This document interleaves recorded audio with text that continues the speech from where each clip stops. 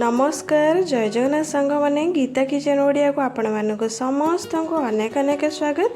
मुझे आपण मानक सहित शेयर करी सागुपणा जोटा सावित्री आपण मैंने प्रस्तुत करी निजे पी पारे जोटा आपण को बहुत स्वादिष्ट लगे। आपण मैंने निश्चय मो भिडटी पूरा देखिए देखिले आपण मैंने जानीपर जे केते सुंदर पणा आपण मैंने घरे मध्य प्रस्तुत करी पी पारे जोटा आपण को भोक भी लगभग पीले मन आत्मा पूरा शांति आपण लगे पेट मध्य ठंडा आपण मानक जदि मोर ये रेसिपी भल लगे ताल मो चैनल को लाइक करेंगे सांग मान सहित निश्चय शेयर करेंगे।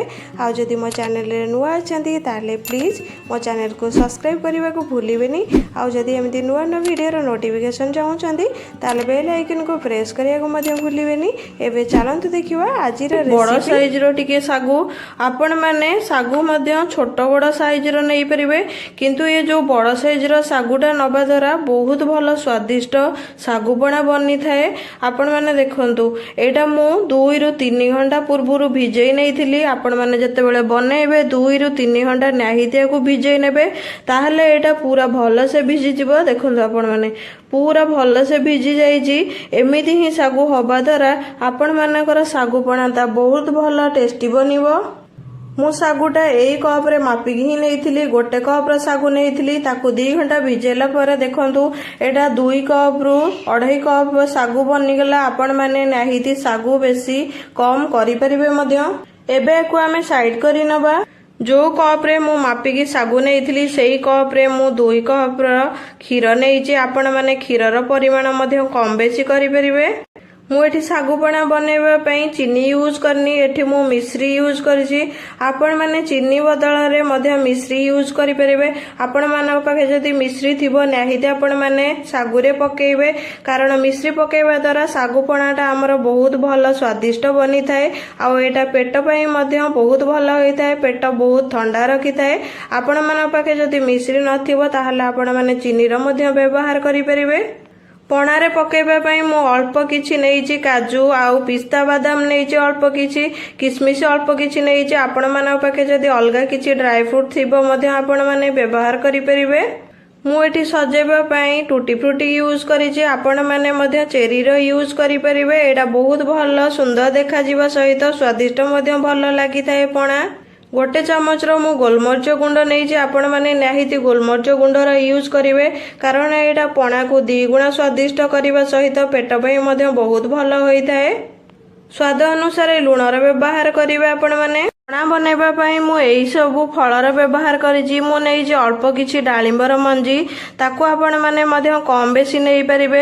अल्प किछि कदली नैछि ताकू मु एमिति गोल गोल साइज रे काटी नैछि। आपण मानक पसंद अनुसार आपण जो साइज रे मध्य काटी परिबे। मु गोटे फाळा आंबर व्यवहार करिछि। आपण आंबर परिमाण मध्य कम बेसी करि परिबे। मु एठी गोटे फाळार सेउ व्यवहार करिछि ताकू मु एमिति छोट छोट करी काटी नैछि। आपण माने एमिति ही छोट छोट करी काटी नै परिबे। आपण मानक पसंद अनुसार मध्य एटा छोट बड़ साइज रा आपण माने करि परिबे। अल्प किछि कमळा को मध्य मु छोट छोट करी काटी नैछि। अल्प किछि अंगूर मध्य मु छोट छोट करी काटी नैछि। आपण माने या जगह रे कळा अंगूर मध्य यूज करि परिबे। मु एठी गोटे फाळार नडिया को मध्य कोरी नैछि। आपण माने नडियार परिमाण मध्य कम बेसी यूज करि परिबे कारण जो अनुसार आपण सागु व्यवहार करिथिबे सेही अनुसार आपण नडियार परिमाणटा कम बेसी मध्य करि परिबे।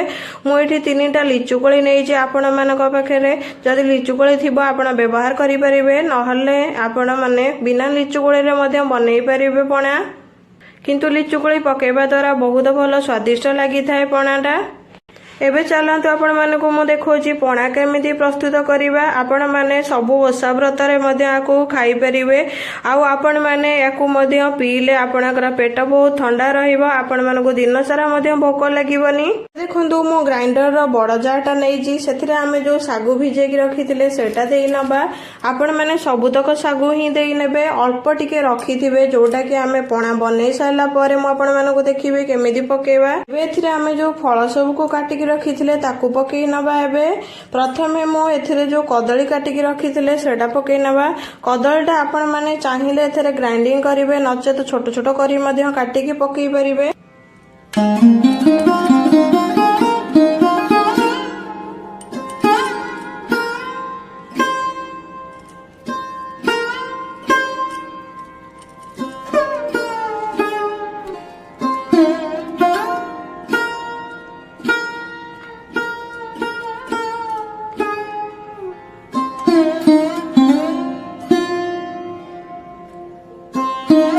एथिरे जो मिश्री रखिथिले सेटा मध्य पकेइ नबा एबे आपण मैंने जितेबाला सबू फल एथरे ग्राइंडिंग करने को पकेबे सेतेबाला अल्प किछि किछि फल मध्य रखिथिबे जेमिति आंब आउ सेउ जोड़ा सजेबा पय आपनको सहाय्य करिवो।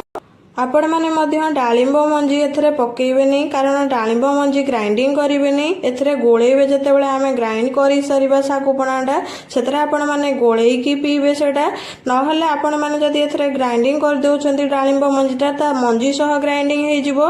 एबे एथिरे जो ड्राई फ्रूट मु रखिथिली अल्प किछि पकेइ नउजी बाकी अल्प किछि मु रखिने भी जोड़ा सजेबा पय सहाय्य करिवो मते।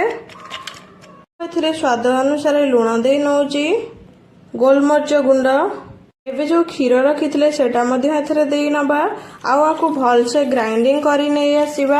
आपण माने देखिबे जतेबेले ग्राइंडिंग करिवे पूरा आपण भल से ग्राइंडिंग करिवे जेमिति पूरा प्लेन हे आसीबो।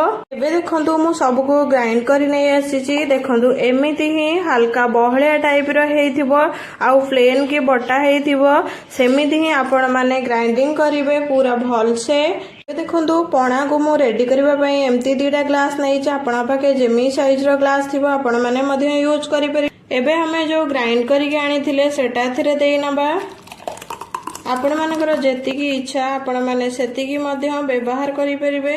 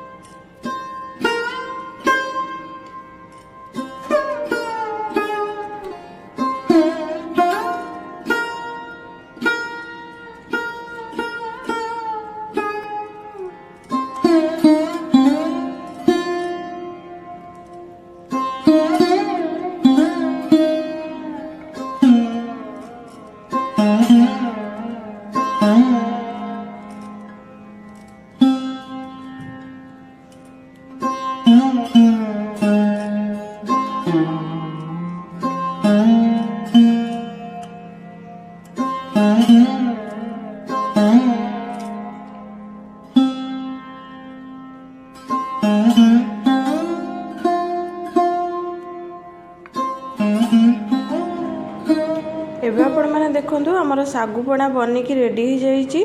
आपण माने निश्चय मोर ए रेसिपीटी ट्राई करिवे। आशा करूछि आपण मानकु मोर रेसिपीटी भल लागिवो। जदि भल लागिवो मो चैनल को लाइक करिवे सांगवाना सहित निश्चय शेयर करिवे। आ जदि मो चैनल रे नुआ अछंती ताले प्लीज मो चैनल को सब्सक्राइब करबा को भूलिबेनी। आ जदि एमिति नुआ नुआ वीडियो रो नोटिफिकेशन चाहुचंती ताले बेल आइकन को प्रेस करिया को मध्य भूलिबेनी। रहूछि जय जगन्नाथ। आसीबी आ गोटे नुआ रेसिपी नै। नमस्कार।